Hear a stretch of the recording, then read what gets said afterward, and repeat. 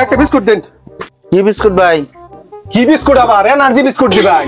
কি বিস্কুট আবার? বিস্কুট দিতাছি, কিন্তু এত রাগ কে?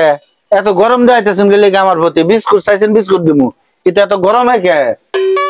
এই নেন এনার্জি প্লাস। হাসা কথা বেটেন দে কোনটি নাই, আজকে হাসা কথা কইছে দেখে আমার আজকে এই অবস্থা।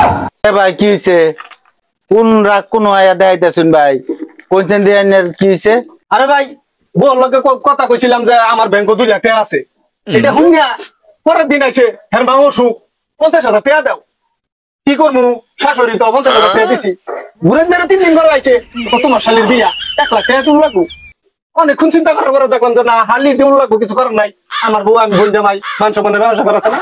আচ্ছা 4-5 দিন পরে তোমার শালা বিদেশ যাবো, আর 50,000 টাকা লাগবে। কি রকম কথাটা লইছে আমার বলে, তোরা কি করতাম?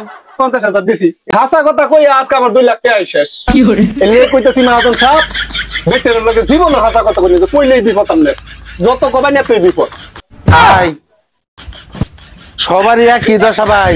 এই যে দেখুন আমার এই যে দোকানের মাল অর্ধেক গেছে বাড়ি, আজকে এটা দাও, কালকে এটা দাও, পরশু দিন এটা দাও, এই করতে করতে ভাই আমরা সবাই ধ্বংস ভাই।